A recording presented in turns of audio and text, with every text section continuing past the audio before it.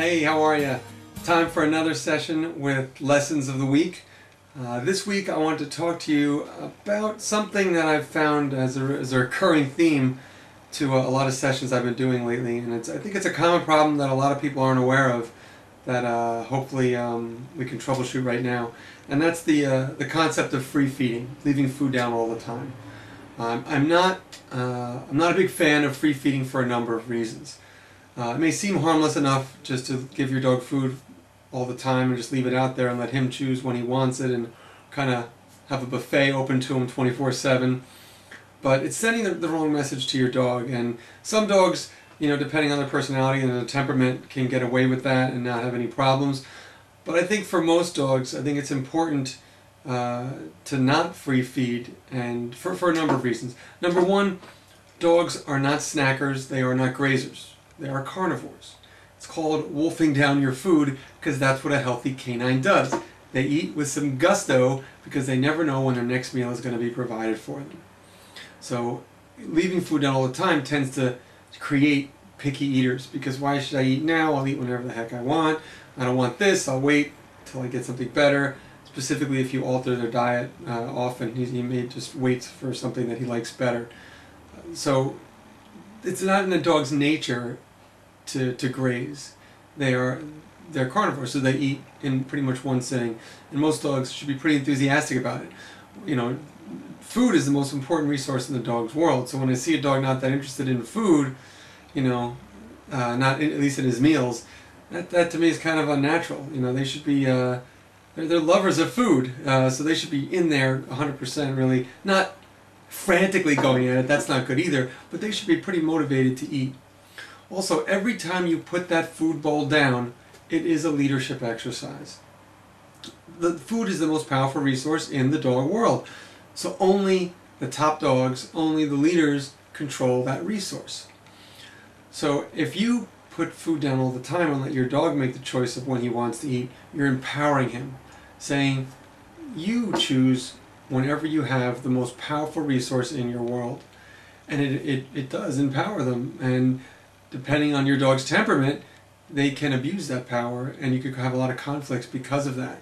And you may say, well, how can something as simple as the food bowl exercise of putting the food bowl down help with my relationship? But it does. All these little things, like the food bowl, controlling all resources basically, is the perfect way to establish a relationship, to fortify it, and to make it healthy. Dogs crave and need leadership and structure. They thrive on it. So provide it for them. Every time you put that food bowl down, you are providing them that structure. So it is very important for them. They need it. They want it. As much as you think that they want to eat whenever they want, they're going to feel much more comfortable, and you'll see their behavior overall improve once you provide structure, and this is just a perfect way to do it. It doesn't mean it's going to go bad. You're going to have relationship issues with your dog if you free feed, but often when I'm called into these problem sessions, and I've had a couple this week, that I can tell a contributing factor is there's a relationship problem, and food being the most important thing in your dog's world, if he has all the control of it, to me free feeding, it's kind of like having teenagers and leaving a big bowl of money on the table. That's going to teach nothing of structure, because my thing is parenting is the same as leadership. You want to interchange parent with leader, that's fine. I think it's the same thing. So if you leave a big bowl of money for your teenagers on the kitchen table and say, you take whatever you want, whenever you want, one, that has a chance of going bad very quickly, and it doesn't teach them anything about responsibility. There's no structure there. Your child needs to come up to you and go, hey, can I have $5? That way me, the parent, can say, okay, where are you going? What are you doing with it? Okay, you know what? You've been very good this week. Okay, sure, here you go. You can have it. You're welcome to have it. You just have to get it through me. Same thing with the food bowl. Your dog is welcome to have food. I just want to make sure I'm taking that opportunity to reward a good state of mind and behavior that I want again. And then, hey, here you go. You can have it. You just have to say please. That's all I ask is for some manners. I personally don't care if your dog sits, downs, whatever. All I ask is that they say please. Please is a pause, meaning they don't dart to the food bowl. They look up, make eye contact with you. That, to me, that's saying please. That's all I ask for. and then that's an opportunity for me. You want it, you just have to get it through me. That's a leadership exercise, fortifying our relationship.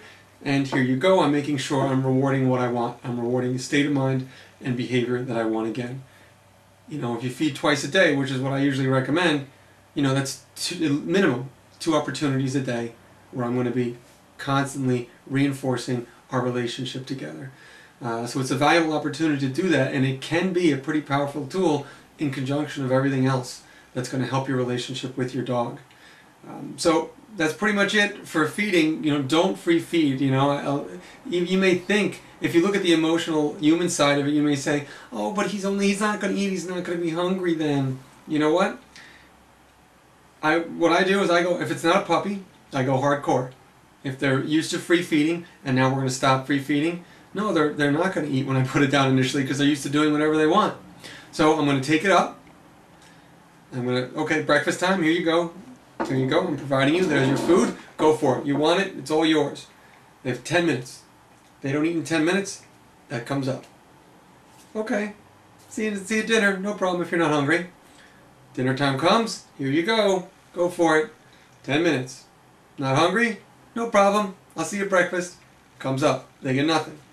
Following day at breakfast, I present it again. 10 minutes is all I give them. In my years of doing this, I have never, ever had a dog starve. I'm not worried at all. I know within probably 2 days at max, your dog is going to be eating. And he's going to be eating like a dog should eat. Enthusiastically, he's going to be looking forward to his meal times. You know, I usually tell people, if after a day or two you get nervous, I'm not nervous, I know he's going to eat. If you get nervous, you can kind of jazz up the meal with a little chicken broth or something he likes in there to kind of get his wheels turning and the ball rolling with his consistency with eating. But I've only had it gone a couple days ever. Only one case, I think, has it gone more than 2 days. So I know he's going to eat. So, you know, more of all the chicken broth and stuff is just for you, in case you can't take it. But I know he's going to eat. And then he's going to eat enthusiastically. And there's so much you can do once you control the feeding, you know, in relation to working on other things. Because then you know when he's hungry, so you can use that to help him with any anxieties or new behaviors you want to train. You know, it's good for the dog in so many ways. And always think, not from a human perspective, but you have to kind of put yourself in a dog perspective and what is best for the dog. Free feeding is not in the dog's best interest. So put aside the human emotions and the human side of it and say, hey, what is good for my dog? What is best for my dog? And that's going to be regular, scheduled feedings. I do twice a day. Some people do once a day. Doesn't matter whenever you do it. But every time you do it, it's just an opportunity to really fortify your relationship together. Okay, so I hope you enjoyed that. Have a great weekend and a great week next week. And I will see you next week. We'll do it all over again. Take care.